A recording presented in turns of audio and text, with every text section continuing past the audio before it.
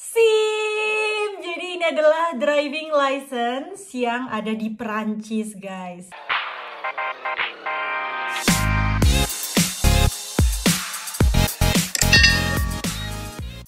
Hai guys, welcome back to my channel. Apa kabar kalian? Semoga kalian baik-baik saja. Kali ini guys adalah edisi spesial yang mungkin yang sangat aku tunggu-tunggu, mungkin juga yang kalian tunggu-tunggu. Jadi akhirnya guys, ini aku sudah mendapatkan SIM. Jadi ini adalah driving license yang ada di Perancis guys. Ini butuh perjuangan yang sangat keras ya. Pribadi buat aku, mungkin buat beberapa orang yang pintar nyetir, yang pintar dalam sebenarnya sih aku nggak terlalu bego banget gitu ya sama pelajaran, tapi karena mungkin karena sudah tua kali ya guys ya, sudah tua ya ampun.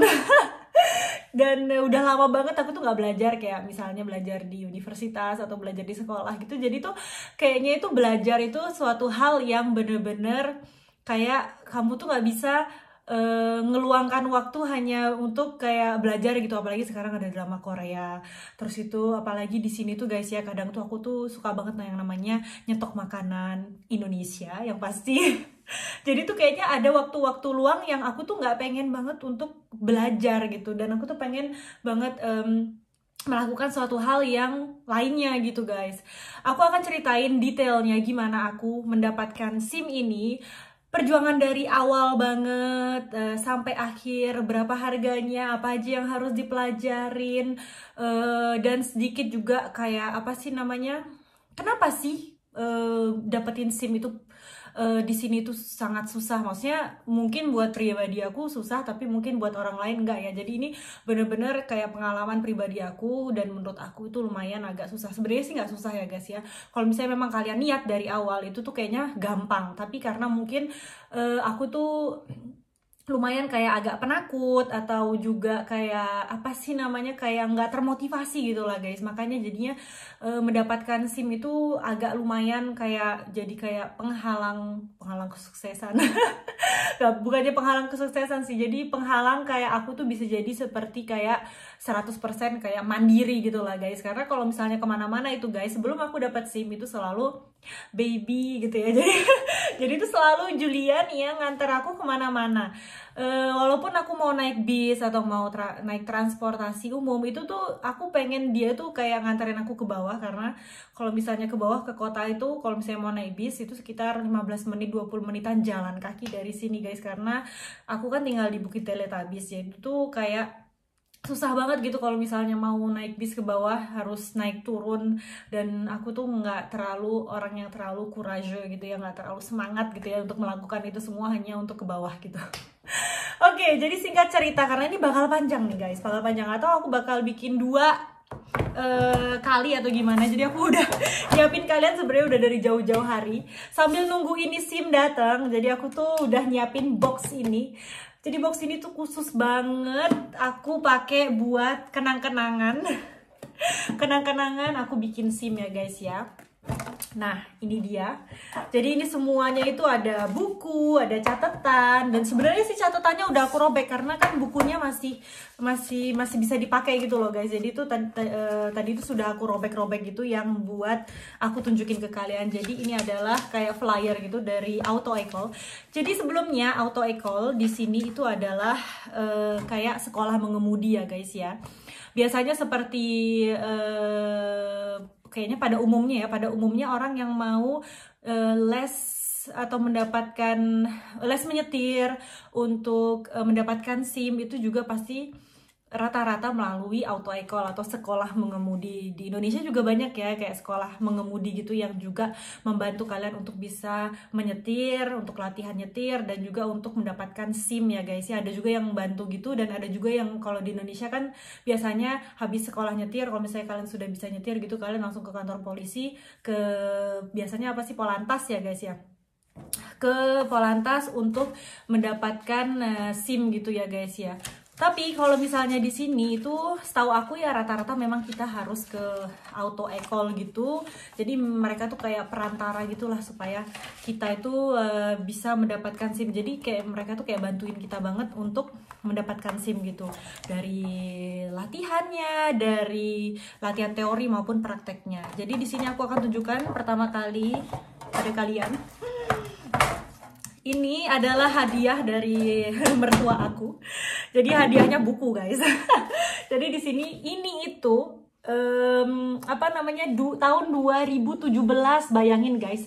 Aku sudah mulai belajar ini tapi tuh hampir nggak pernah aku sentuh, guys. Jadi aku tuh kayaknya pemalas banget ya ternyata ya, sumpah ini tuh kayaknya hampir nggak pernah aku sentuh deh. Ini tahun 2017 ini aku dikasih kado ini. Jadi aku tuh cuma baca-baca dikit-dikit doang. Jadi itu isinya tuh ya kayak apa sih namanya? Gimana kita bisa lulus dalam tes teori. Jadi awalnya dulu ya guys ya. Di Prancis itu kalau misalnya kita mau mendapatkan SIM ini tadi, itu kita harus melalui 2 tahap ya. Yang pertama yaitu tahap tes teori. Jadi sama aja sih kalau di Indonesia juga ada tes teorinya kan ya, tapi nggak serumit tes teori yang ada di Prancis. Dan setelah itu juga ada tes praktek ya, jadi praktek mengemudi ya guys.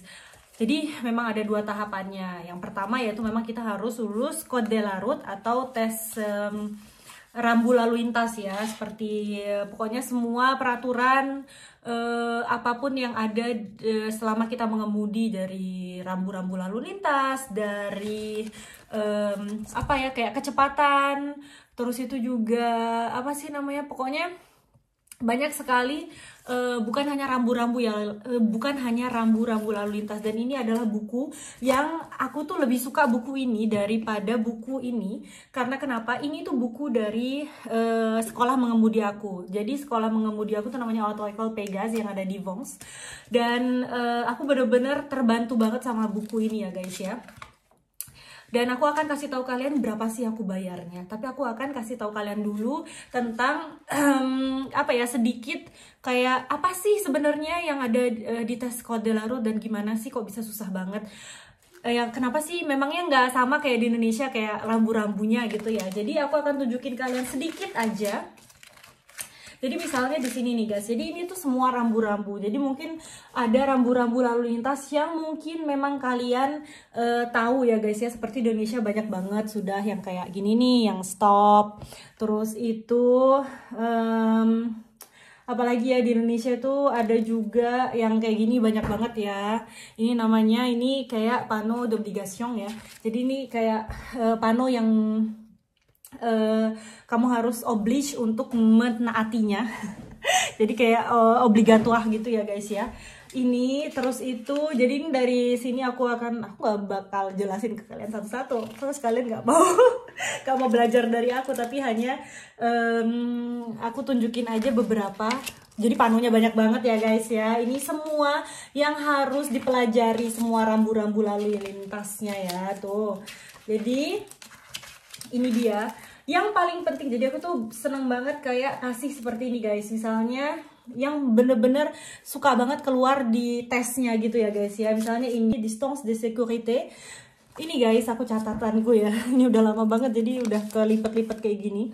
Jadi itu tuh kayak ada rumusnya juga guys untuk mendapatkan hasil gitu. Misalnya berapa sih apa jarak security yang harus kita taati kalau misalnya kita sedang mengemudi sama mobil lain yang ada di depan kita. Jadi tuh harus ada jarak yang buat security aku dan security orang yang ada di depan aku yang menyetir. Jadi itu juga ada hitungannya guys. Mungkin kalian belum tahu ya. Jadi la vitesse dikali 6 ou 2 secondes.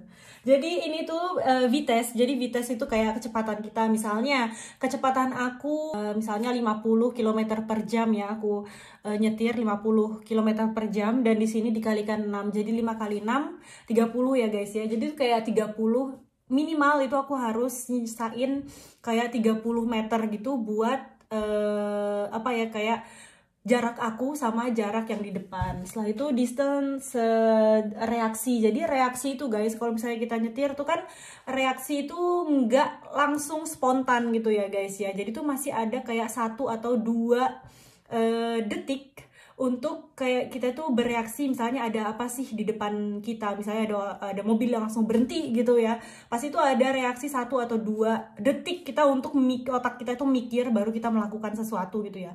Dan waktu kita mikir itu guys, kita tidak melakukan apa-apa. Jadi itu selama 2 detik, 1 atau 2 detik ini tergantung sih. Ini juga bisa terpengaruh dengan misalnya kalau misalnya kita lagi sakit, atau misalnya ada yang mungkin terpengaruh dengan alkohol, atau juga mungkin yang lagi ngelamun gitu ya, itu mungkin bisa lebih dari 1 atau 2 detik. Tapi kalau misalnya kayak orang normal yang sehat gitu ya, dan kita fokus gitu ya dengan nyetir kita, itu sekitar 1 atau 2 detik ya. Jadi vites itu dikalikan 3 guys. Jadi misalnya vites aku 50 tadi ya, dikalikan 3, berarti itu ada distance yang untuk reaksi 1-2 detik tadi itu bisa 15 meter guys. Jadi kayak 15 meter itu kita kayak nggak ngelakuin apa-apa gitu guys. Jadi memang kita tuh benar-benar harus hati-hati nih. Aku akan tunjukin kalian di sini. Dan juga yang terakhir adalah distance d'arrêt. Jadi ini adalah distance waktu kita berhenti itu ya guys ya. Waktu yang dibutuhkan untuk kita berhenti itu dikalikan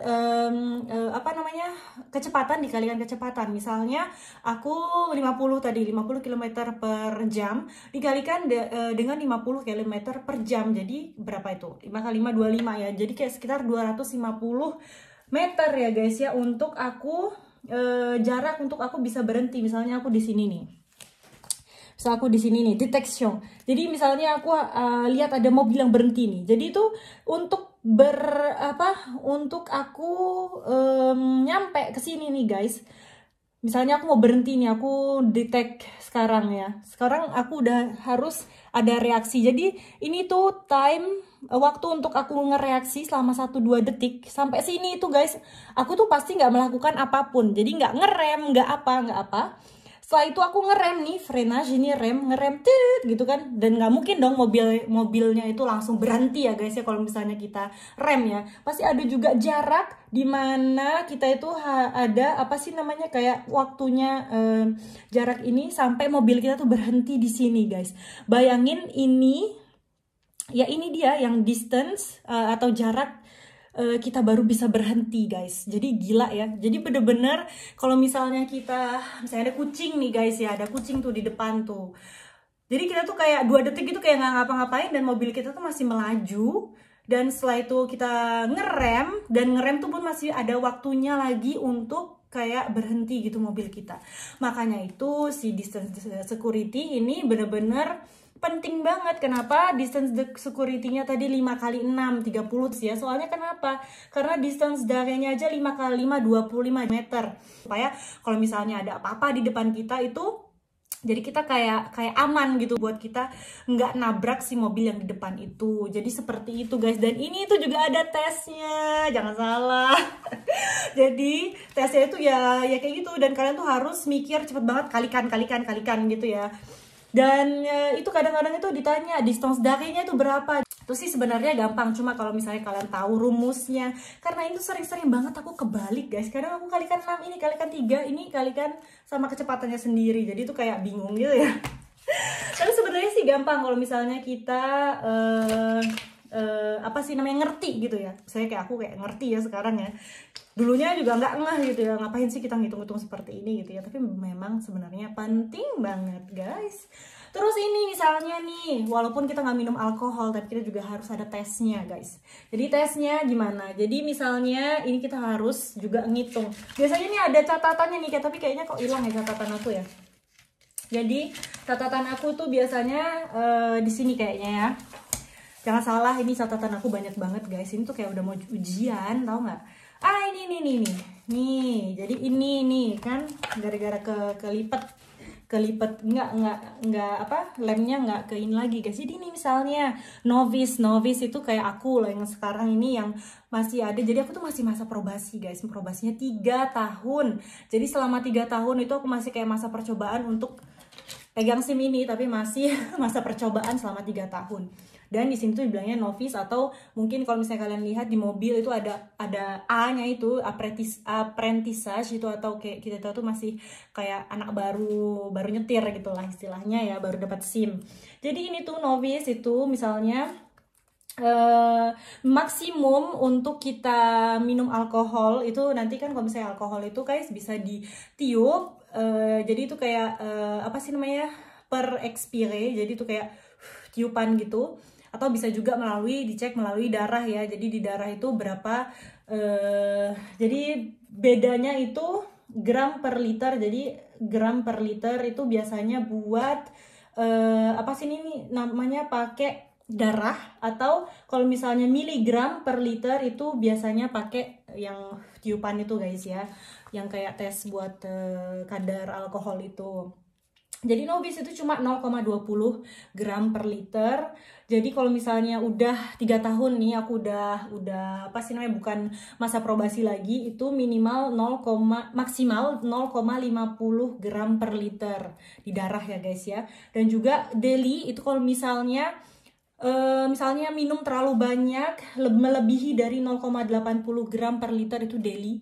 Jadi daily itu kayak kesalahan yang fatal gitu guys ya, kayak kamu tuh bisa denda, terus itu juga bisa kehilangan ini, terus bisa juga dipenjara gitu guys ya, bisa loh dipenjara. Terus itu ini 0,50 gram per liter itu sama dengan 0,25 miligram per liter. Jadi aku di sini udah nyatet juga guys ya. Kadang itu soalnya pertanyaannya itu bisa miligram, bisa gram. Jadi tuh langsung otaknya harus bilang, oh miligram, oh berarti itu di darah. Oh gram, oh berarti itu apa? Oh salah. Oh gram berarti itu di darah. Kalau misalnya miligram, oh itu berarti pakai yang nih, lihat nih gambarnya nih. Nah itu dia. Jadi tuh kita juga harus ngitung nih, misalnya kadang tuh guys ya pertanyaannya itu ya, misalnya ini nih pertanyaannya mana nih, kok nggak ada ya pertanyaannya. Biasanya pertanyaan itu susah banget. Jadi pertanyaan itu kayak misalnya nih kamu minum misalnya wine aja deh 10 sililiter wine, berarti satu gelas wine itu guys, itu udah berapa sih, berapa alkohol kamu.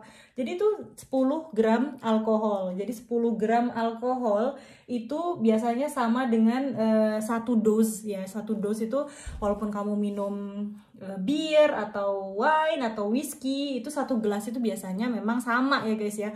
Walaupun kuantitasnya kalau bir itu lebih banyak, tapi itu tetap aja kadar alkoholnya itu sama, 10 gram di kadar alkoholnya. Dan 10 gram itu biasanya itu apa sih namanya, sekitar 0,25 gram per liter ya. Ini misalnya nih 0,25 gram. Jadi kalau misalnya aku novice nih guys ya, aku minum satu gelas bir atau satu gelas wine atau satu gelas whiskey, terus itu aku nyetir, terus itu misalnya ada polisi, tapi sebenarnya memang walaupun nggak ada polisi guys, nggak boleh guys. Kadang itu kita mikirnya paling nggak ada polisi, nggak boleh ya guys ya. Ini tuh bener-bener don't drive and drunk. Itu bahaya banget, bisa bahaya buat kita, bahaya buat yang kita setirin di dalam, yang kita bonceng yang kita setirin di dalam mobil, dan juga bahaya buat orang lain yang lagi mengendara, ataupun juga buat orang lain yang ini nih, yang nyebrang jalan, yang ada di pinggir jalan tuh bahaya. Jadi mending jangan ya guys ya. Jadi novice itu 0,20. Kalau misalnya aku nih minum satu gelas bir aja yang biasanya itu 0,25 gram per liter di darah, pasti aku langsung kehilangan ini, langsung bye gitu ya.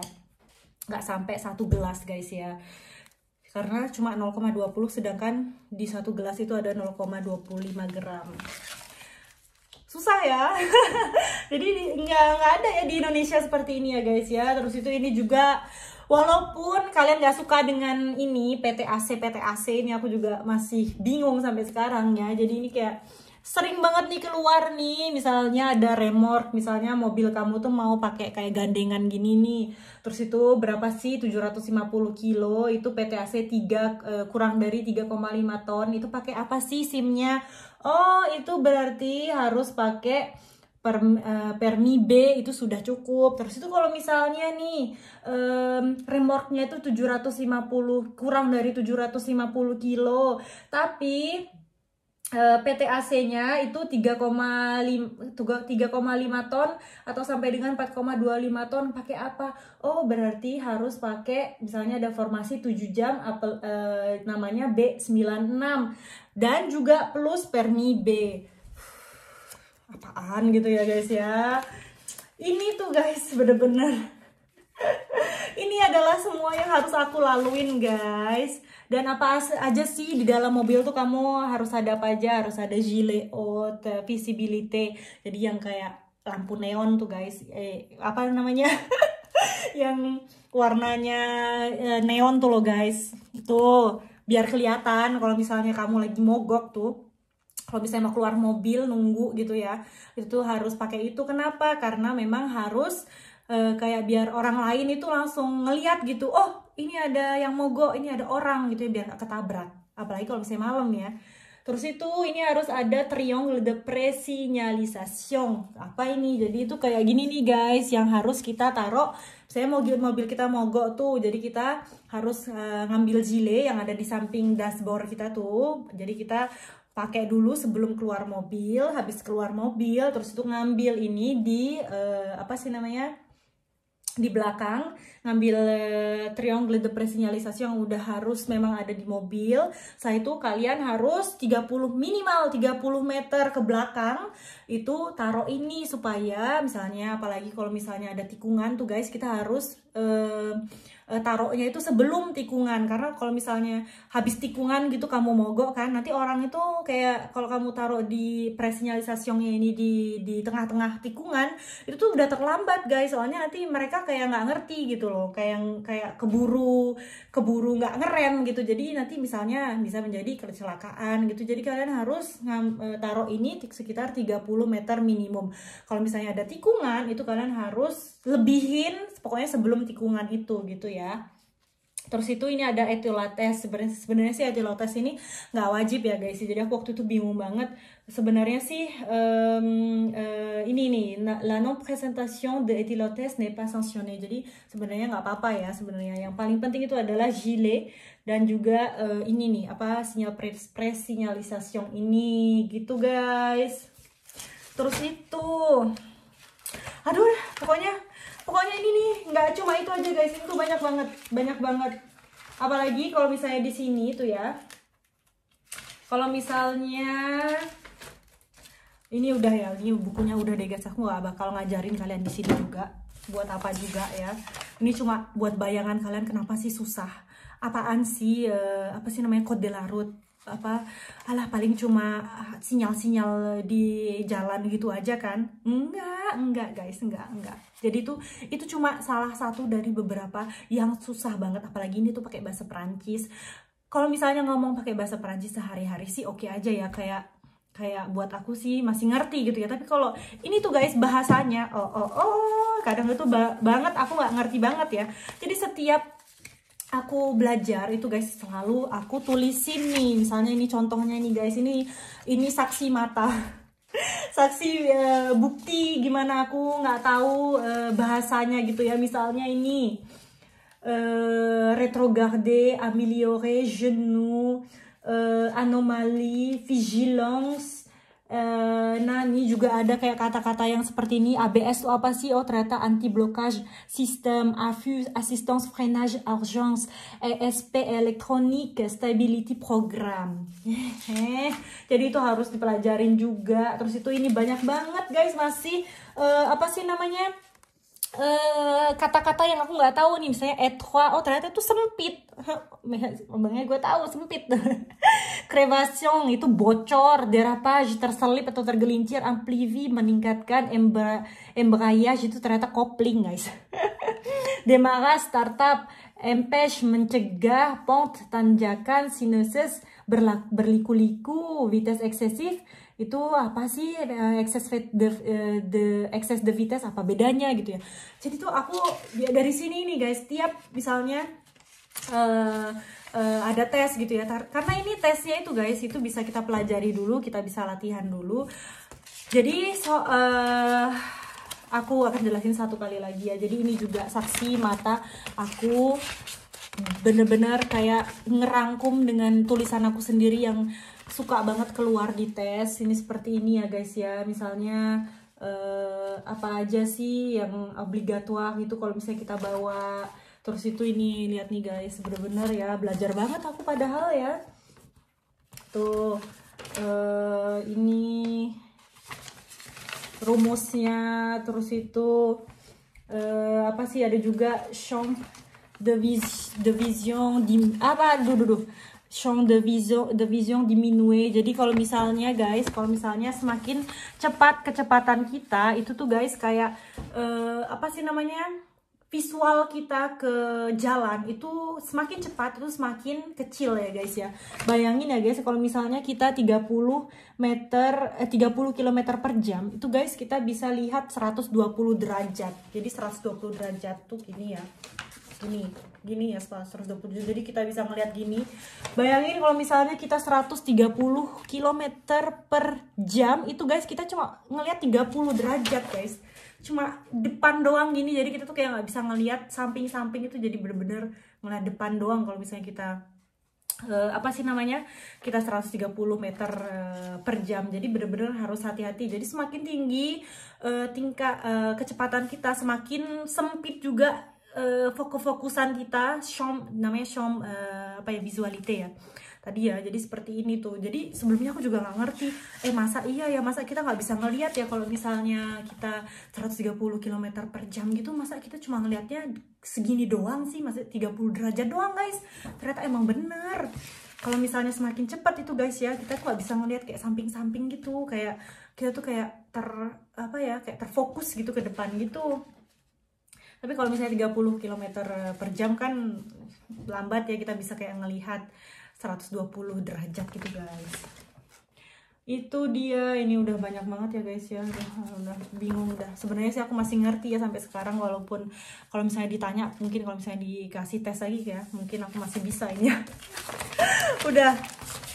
Terus itu, ini waktu itu bukti aku waktu aku mau tes tertulis waktu itu ya, tes tertulisnya. Terus itu ini, jadi tes tertulis itu guys aku 1 kali gagal waktu itu.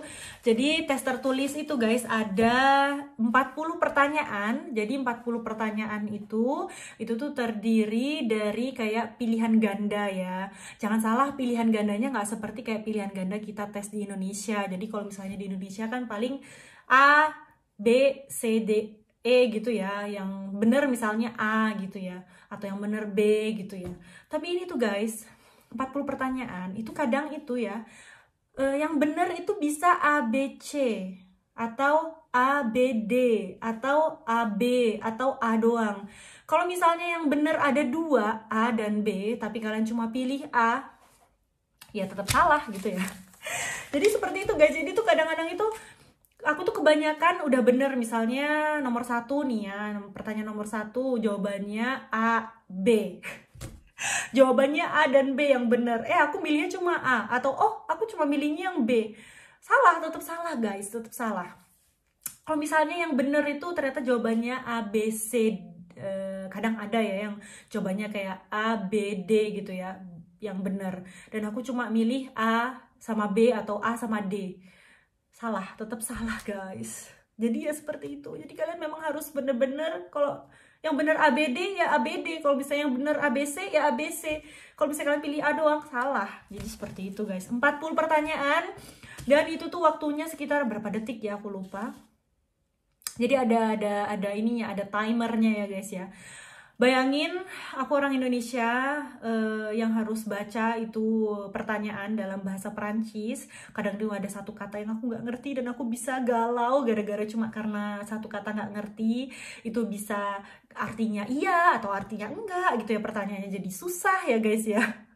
Setelah itu kalau misalnya masih kayak ngartiin gitu, ini di otak tuh masih ngartiin, udah mau habis aja tuh waktunya belum dijawab tuh kan guys ya. Jadi seperti itu. Jadi bener-bener harus, otak ini harus bener-bener kayak ngartiin, oh ini berarti artinya ini, oh ntar kadang kalau misalnya yang rumus tuh harus ngitung lagi tuh di dalam otak baru tahu jawabannya guys ya. Dan itu cuma kalau nggak salah berapa detik aku juga lupa, 25 detik kali ya, 20 detik 25 detik aku lupa.